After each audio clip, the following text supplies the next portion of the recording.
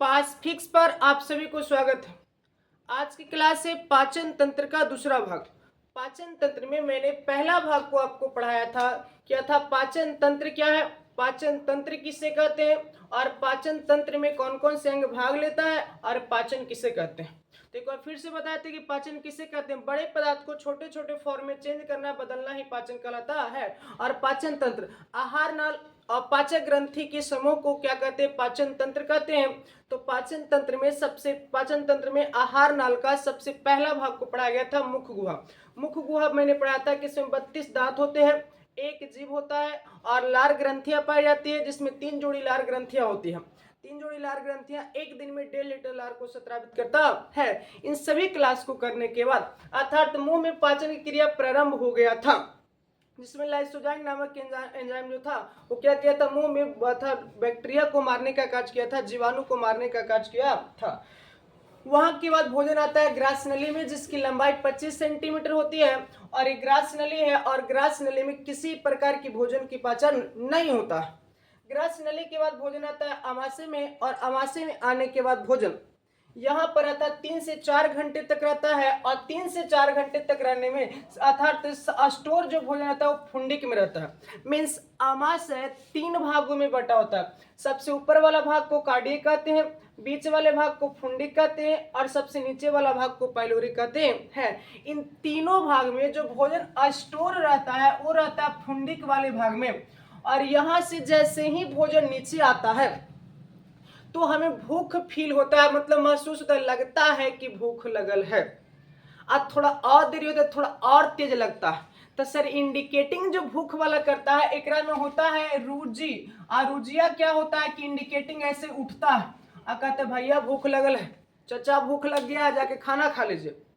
आधा घंटा 1 घंटा तक भूखे रह गया तो कोई बात नहीं, जैसे 1 2 2.5 घंटा हो गया तो क्या होता है? रुजिया बहुत तेज उठता है, एकदम अंदर से हौड़िया मचा देगा कि एकदम भूख लगल है। अर्थात जिकरा कहते हैं कि पेट में चूहा कूद रहा है, घर जाए कि भूख लगल, खाना नहीं बना तो कहेंगे पेट में चूहा कूद रहा है। ये आसपास में बोला जाता है, हम लोग क्षेत्रीय भाषा। मम्मी भी खिस्सा बोलते पेट में चूहा तुरा कूद रहा है, अभी ना बना चुपचाप रहो। तो यहाँ सही में पेट में चूहा कूद रहा है, मतलब इसी को रुजिया क्या करता है? एकदम इंडिकेटिंग कस करता है। 3 4 घंटा नहीं खाया तो फिर अस्थिर हो जाता है, रुजियो अस्थिर हो गया। अतः जो इंडिकेटिंग कर रहा था ऊपर उठ रहा था वो क्या हो गया? नीचे आ जाता है। तो कहता है भूखवा मरा गया, भूखवा मरा गया। तो भूख मरा गया कैसे भाई? रुजिया के पास ताकते नहीं तो इंडिकेटिंग कैसे करेगा? इस सभी को पढ़ा दिए थे। उसके बाद छोटी आंत पढ़ाए थे। छोटी आंत में भोजन के पाचन की पूर्ण रूप से जो क्रिया होता है वो छोटी आंत में होता है, और भोजन अर्थात का अवशोषण भी होता है छोटी आंत में होता है। यहाँ के बाद हमें पढ़ना है अथा बड़ी आंत, लेकिन बड़ी आंत नहीं, यहाँ से अथा ग्रास नली से अमाशय और छोटी आंत में आने में और कई क्रिया होता है जो अर्थात ग्रंथि करता है। तो उन ग्रंथि में सबसे पहला एक लेते हैं अग्नाशय। अग्नाशय तो अग्नाशय जो होता है, अग्नाशय क्षारीय होता है। अग्नाशय में का पीएच1 क्षारीय होता है। अग्नाशय जो होता है अमाशय के ठीक नीचे पीले रंग का स्थित होता है। यहाँ पर अग्नाशय होता है जो पीले रंग में होता है। अग्नाशय अथा अग्नाशय से जो रस निकलता है उसे कहते हैं अग्नाशय रस। अग्नाशय रस और अग्नाशय रस से कई प्रकार क्या था इसमें एंजाइम होता है, जैसे लाइपेज, एमाइलेज, ट्रिप्सिन। तो लाइपेज, एमाइलेज, ट्रिप्सिन किससे है? अथा कई प्रकार के एंजाइम है, किससे निकला है? अग्नाशय रस में निकला है। तो लाइपेज अथा तीनों को याद रखने के लिए LAT से याद रखना। लेट मतलब प्रोटीन होता है, अर्थात ये एमाइलेज है जो प्रोटीन को तोड़ता है, चुरता है, कुड़ता है, पचाने का कार्य करता है। एमाइलेज है जो स्टार्च को पचाने का कार्य करता है। और ट्रिप्सिन है जो वसा को पचाने का कार्य करता है। तो यहाँ देखा क्या था? ये आ गया यहाँ, तो यहाँ से स्रावित हो गए सब के सब। अर्थात अग्नाशय का जो मुंह खुलता है, इसका नली जो खुलता है वो खुलता है छोटी आंत में। अग्नाशय की नली कहाँ खुलेगा? ये अर्थात अमाशय में नहीं, छोटी आंत में।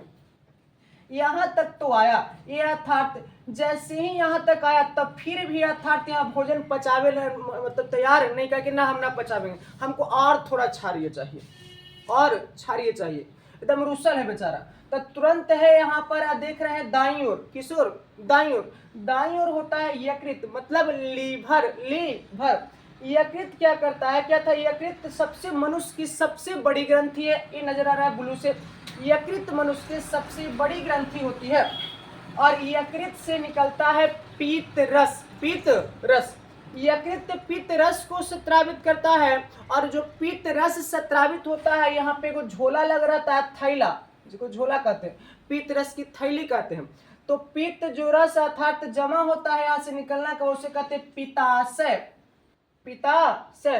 तो पित्त रस कहाँ जमा होता है, तो पित्ताशय में। पित्त रस कहाँ से निकलता है, तो यकृत से निकलता है। मनुष्य की सबसे बड़ी ग्लैंड मतलब ग्रंथि क्या है, तो वह है क्या, यकृत, जिसे कहते हैं लीवर। लीवर सॉरी पित्त क्या है, तब मुर्गा को जब देखिएगा तो कब पचौनिया जब था सब निकालता है, तो ओजे पड़िया था यहीं पर था, लट्ठे फड़वा में लटके देखो हरियर लग कर रहता है। और घरे कहते हैं क्या, जब मुर्गा उर्गा बनता है तो कहते हैं बाबू पितवा नहीं फूटेगा, तो सब मुर्गा तीता हो जाता, क्या तीता हो जाएगा। तो वही छोटका जो हरियर का है वो पित्त रस है, ओकर पित्त की थैली है, ओकर पित्त रस जमा हो रहता है। तब पित्त रस निकला था कहाँ से, लीवर से, और जमा कहाँ हुआ, पित्ताशय में हो गया। अब एक मुंह जो खुलेगा, इसकी नली खुलेगा, फिर छोटी आंत में खुलेगा। कहाँ खुलेगा, छोटी आंत में खुलेगा। लेकिन ध्यान देंगे जो पित्त रस है एंजाइम नहीं है, एंजाइम नहीं है। यहाँ लाइपेज, एमाइलेज, ट्रिप्सिन, ये एक प्रकार की एंजाइम है, लेकिन पित्त रस एंजाइम नहीं है। लेकिन अर्थात यहाँ से अग्नाशय से तो बहुत सारे क्या निकला था, एंजाइम निकला था, लेकिन ये पाचन नहीं कर रहा था। जैसे ही यहाँ से अर्थात पित्त की थैलिया में से, पित्ताशय में से यहाँ पर आया, कौन भाई आया, पित्त रस आया, और तुरंत जैसे आया तो ये बेचा खुश हो गया, तीनों तीनों मिल करके धाए धाए धाए धाए धाए पूरा एकदम पचाना स्टार्ट किया, एकदम धर के चूरा कुटी कुटरा कुटी कुटा कुटी पूरा किया। अब भर पेट यहाँ मिल करके क्या किया, इसको कूटा। तो आता ये आने के बाद जैसे ही पित्त रस आता है तो ये क्या होता है, एक्टिव हो जाता है।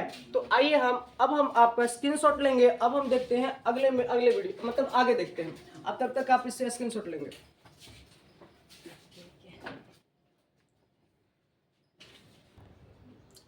अब हम देखेंगे कि आपने देखा कि कैसे एक्टिव हो गया, सारा एंजाइम एक्टिव हो गया। छोटी आंत से क्या क्या निकल रहा था, अग्नाशय से क्या निकल रहा था, और यकृत से क्या निकल रहा था। सबसे बड़ी ग्रंथि कौन है, सबसे छोटी ग्रंथि कौन है, तो सबसे बड़ी ग्रंथि तो लीवर हो गया। लीवर से अर्थात जिसे यकृत कहते हैं, यकृत से पित्त रस स्रावित हुआ, और पित्त रस से निकलने वाला जो रस था वो पित्ताशय में जमा हुआ। पित्ताशय जो आंत की नली जो खुलेगा, छोटी आंत में खुलेगा, जैसे आएगा पूरे भोजन को आता क्षारीय बनाएगा, और जैसे पूरे भोजन को क्षारीय बनाएगा पूरी तरह से एंजाइम इसमें एक्टिव हो जाएगा, भोजन के पूर्ण रूप से पाचन कर देगा। अब यहाँ तक तो पाचन हो गया। तो फिर से एक बार आते हैं, भोजन के पाचन की जो क्रिया प्रारंभ हुआ था वो हुआ था मुख से, यानी जिसे मुख गुहा कहते हैं। तो यहाँ पे जब चबा रहे होते हैं भोजन, तो चबा रहे होते भोजन था, गलती से अगर कंकड़ मिल गया, तो इधर उधर ताक रहे हैं, तो रसगुल्ला अगर रहेगा तो ऐसे करके या चुन चुन के फेंक के कंकड़ फिर खा जाएगा। ऐसा होता आप लोग किए कि नहीं किए हैं, अर्थात, लेकिन कोई से कहना नहीं कैसे किए हैं। अर्थात रसगुल्ला रहेगा तो क्या कंकड़ मिला तो ऐसे नीचे खोद खाद के आप बढ़िया से करके फिर मार देगा।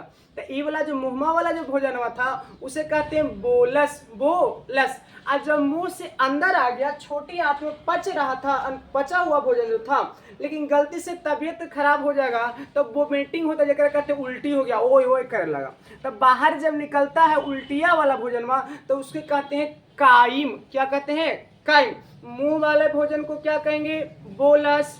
और जो अंदर चल जाएगा वहां से छोटी आंत तक चल जाएगा, और ये अगर उल्टी से बाहर निकलेगा क्या होगा, यानी पेट वाला निकलेगा तो क्या होगा, उसे कहते हैं काइम। क्या कहते हैं, काइम। यहाँ तक भोजन पूर्ण रूप से पच गया, अवशोषण भी हो गया, सारा ऊर्जा भी ले लिया। उसके बाद भोजन आता है बड़ी आंत में। बड़ी आंत में, बड़ी आंत का कार्य क्या है कि जो भी थोड़ा बहुत पचे हुए भोजन में से पानी अगर बचता है तो उस पानी को क्या करेगा, अवशोषण करता है, अवशोषण करता है।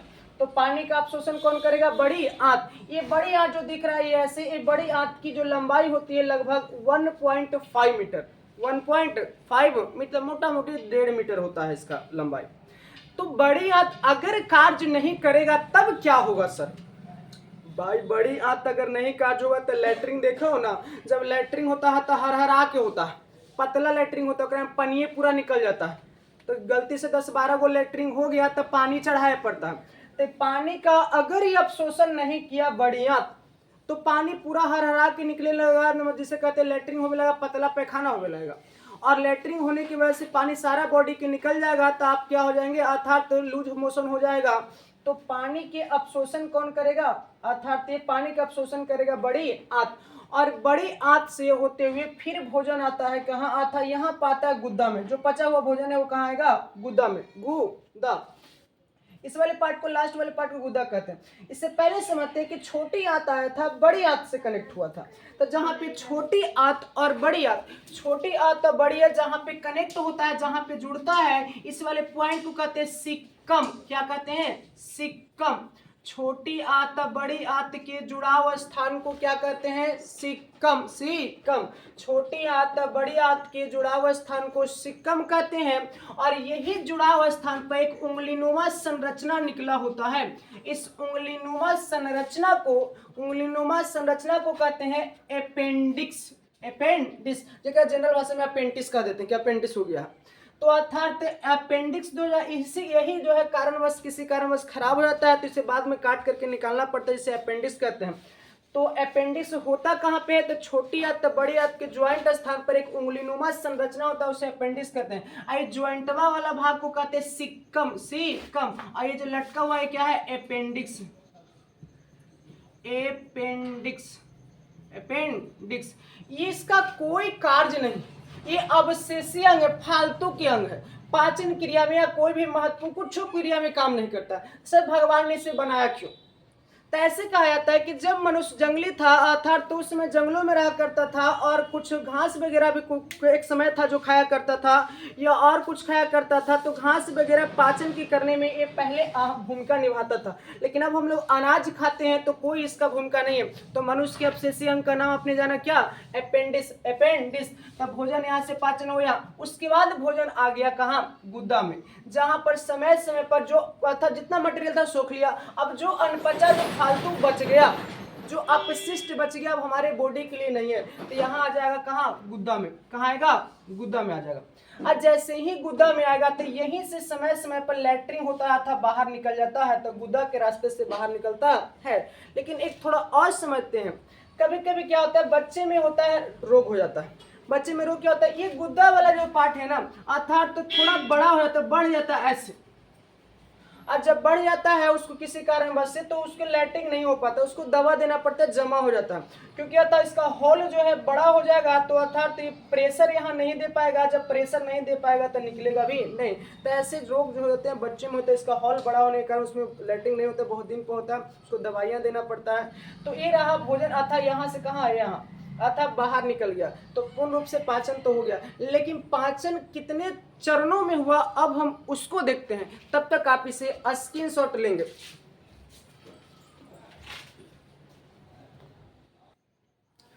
पूर्ण रूप से पाचन की क्रिया हम लोग पढ़ लिए हैं। अब हम ये समझेंगे कि जब पाचन की क्रिया हुआ तो ये कितने चरणों में हुआ और कहाँ से प्रारंभ हुआ और कहाँ से अंत हुआ। तब पाचन की क्रिया जो हुआ प्रारंभ, वो हुआ था मुख गुहा से और अंत हुआ था कहाँ से, गुदा से। मैंने ये भी आपको बताया कि मनुष्य में अपशेषीय अंग होता है जो अपेंडिक्स होता है, और यहाँ पे ज्वाइंट स्थान को सिक्कम कहते हैं। इन सभी पॉइंट पढ़ने के बाद अब हम देखते हैं कि पाचन की क्रिया जो होती है 5 चरणों में पूरा होता है। पा से पाचन, पा से 5 चरण, पा से पाचन, पा से 5 चरण। तो पाचन क्रिया 5 चरणों में होगा। सबसे पहला जो चरण है वो है अंत ग्रहण। मतलब सबसे पहली बात हमने भोजन को क्या किया, पहली बार भोजन को मुंह में लिया था, चबाना स्टार्ट किया था, चूरना कुटना मुंह ही में स्टार्ट किया था, पचाने की क्रिया मुंह में ही प्रारंभ किया था, तो इसे कहते हैं अंत ग्रहण। अंत ग्रहण। तब भोजन को मुंह में लेना या मुंह में चबाना ही कहता क्या, अंत ग्रहण। जब भोजन मुंह में था, मुंह में लेना, इन भोजन को मुंह में जब ले रहे हैं तो उसे कहते हैं अंत ग्रहण। अंत ग्रहण। जैसे ही भोजन मुंह में कुछ पचने के बाद आता था, ग्रास नली से होते हुए कहाँ आता है, आमाशय में आता है। तो इस सभी यहाँ से आमाशय से लेकर के छोटी आंत तक की क्रिया को कहते हैं क्या, पाचन। मतलब यहाँ पूरी तरह से एकदम पाचन हो जाता है। जब पाचन हो जाता है, दूसरा चरण है पाचन। मुंह में लिया तो अंत ग्रहण, मुंह में चबाना स्टार्ट किया, मुंह से चबाते चबाते चबाते आमाशय में आया, वहां भी चुरैया कुटैया हुआ, छोटी आंत में चुरैया कुटैया हुआ, तो इसे कहते हैं कोची भाई, अथा इसे कहते हैं पाचन। पाचन, मुंह में लेना, अंत ग्रहण, चबाना उबाना या आमाशय में आना, छोटी आंत में आकर के पचना, उसे कहते हैं पाचन।